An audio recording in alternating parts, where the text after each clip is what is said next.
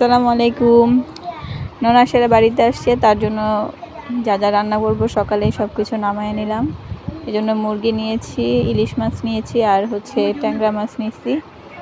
এই তো তরকারিগুলো সব কাইটা নিলাম, কাইটা এখন গুছায়া নিতেছি কি কি রান্না করবো। এখন এখানে ট্যাংরা মাছগুলো ধুইয়া পরিষ্কার করে নিলাম, পেঁয়াজ টেজ যা আছে সব কিছু কাইটা নিলাম। সব কিছু একসাথে রান্না করার আগে কাইটা নিলে জিনিসগুলো সুন্দর হয়, রাঁধতে খুব সুবিধা হয়, তার জন্য আমি সব কিছু একবারে কাইটা নিই। এই তো মুরগির মাংসটা বসায় দিলাম, বসানো শেষ। এখন আমি আবার আরেকটা তরকারি বসায় দিলাম। দুই চুলায় তাড়াতাড়ি রান্না করি, আমাদের আবার অনেক গল্প করতে হয় তিনজন একসাথে হইলে। আমার ননাসের আসলে আমরা একটু গল্প স্বল্প বেশি করি, এই জন্য সকালে রান্না বসায় তাড়াতাড়ি কাজ শেষ করে ফেলাই, কারণ আমাদের কথা শেষ হয় না। রাত্রের 12টা-1টা পর্যন্ত আমরা গল্প করি। এখন ইলিশ মাছে যে রান্না শেষ হয়ে গেল গা, এখন দেখতেছি মুরগির মাংসটাও হয়ে আসছে। এখন একটু জিরা গুঁড়া দিয়ে তারপর মুরগির মাংসটা নামায় নিলাম। এই অ্যাজুয়ালি আমরা যেভাবে বাসায় রান্না করি ওইভাবেই রান্না করি। এটা তো আর কোনো রেসিপি দেওয়ার নাই আপনাদেরকে, জান আমরা মেয়ে মানুষ সবাই একভাবেই রান্না করি। এরপরে যে ট্যাংরা মাছগুলো রান্না করব সিম আলু দিয়া, তার জন্য সিম আলুটা একটু কষায় নিতেছি। ট্যাংরা মাছগুলো আমি আগে কষায় নিয়ে রেখে দিছি। এই তো এখন এটা একটু ভালো করে কষায় নেওয়ার পরে মাছগুলা দিয়ে দিলাম, দিয়া যখন হয়ে আসছে তখন ধনিয়া পাতা দিয়া একটু ধনিয়া পাতাগুলা যেন ভালো করে নরম হয়ে যায়, তার জন্য একটু জাল দিয়ে নিতেছি।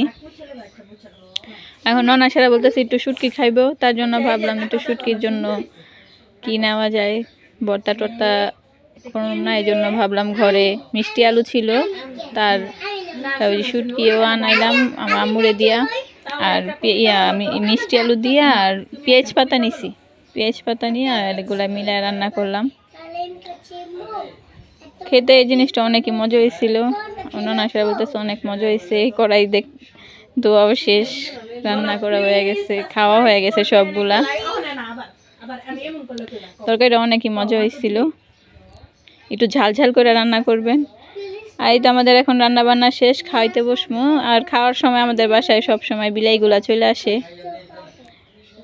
এই তো সব একসাথে খাইতে বসলাম, বাচ্চাদেরকে খাওয়ানো শেষ করে তারপর আমরা বড়রা যারা আছে সবাই একসাথে খাইতে বসি। এখন খাইতে বসলাম। একা একা খাইলে ভাল লাগে না, সবাই মিলে একলগে খাইলে একটা মজাই আলাদা, ঠিক না? যারা সবাই একসাথে থাকে তারা জানে মজাটা কিরকম। আর এখানে আমার আম্মু আর আমার জামাই খায় হইতেছে লাল চালের ভাত, ব্রাউন রাইস, তারা ডাইটিংয়ে আছে। আবার আমার বল দেখে কেউ হাসা দিবেন না, আমি বলে খাইতেছি, আবার আর কষ্ট করে শুকাইছে তো যেমন প্লেট নামাইতে লেগা থেকে আমি ভাত খাইতেছি। আমগো বাঙালি মেয়ে মানুষের স্বভাবই তো জানেনি, আমরা শুকেছে জিনিস সাজায় রাখবো, কিন্তু নামায় খাইতে অনেক কষ্ট লাগে, এই জন্য আর নামাই নাই। আমাদের সাথে আমাকে বিলাইটাও খাইতেছে, আমার মায়ের বান্ধবী, এটা আমাদের প্রতিদিন খাবারের সময় হইলে ও চলে আসে, মাছের কাটা মাংসর হাড্ডি টাড্ডি যা থাকে প্রতিদিন ওরে খাবার খাইতে দিই এগুলা দিয়া। যাক, এগুলো তো আর যত্ন নেওয়ার কেউ থাকে না, তার জন্য আমরা একটু দেখি যা থাকে এগুলো ফেলে দেওয়ার জিনিস যদি ওরা খায় একটু সুস্থ থাকে ভালো থাকে তাহলে খাক, তাতে সমস্যা কি।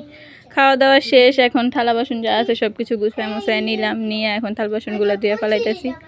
সাথে কাজ সাথে সাথে করে ফেলাইলে কি বেশি আর ঝামেলা মনে হয় না পরে, এই জন্য কাজ যা আছে সবগুলা একবারে কইরা টইরা তারপরে বসি ননাসেরা আমরা মিলা পরে আড্ডা দেই।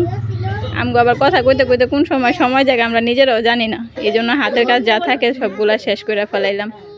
আবার ওয়াশিং মেশিনে কাপড় চোপড়গুলো দিছিলাম, কাপড়গুলা রোদ দিয়া এরপর আনারসটা কাইটা নিলাম, আনারস খামো আর গল্প করবো, এই জন্য আনারসটা কাইটা নিয়ে তারপরে ঘরে গেলাম। এখানে বাচ্চারাও বলতেছে আম্মু দাও, ননাসের মেয়ে বলতেছে মামি দাও খাবো, পরে তাড়াতাড়ি করে ওদেরকে একটু কাইটা দিলাম। একলা একলা কোনো জিনিসই খাইতে ভাল লাগে না, সবাই মিলে একসাথে অল্প জিনিস হইলো সেই জিনিসের স্বাদ আলাদা, ঠিক না? এই তো ননাসের মেরে দিলাম, ও নিয়ে চলে গেল, পরে মেরে প্লেটটা দিলাম ঘরে নিয়ে যাও, নিয়ে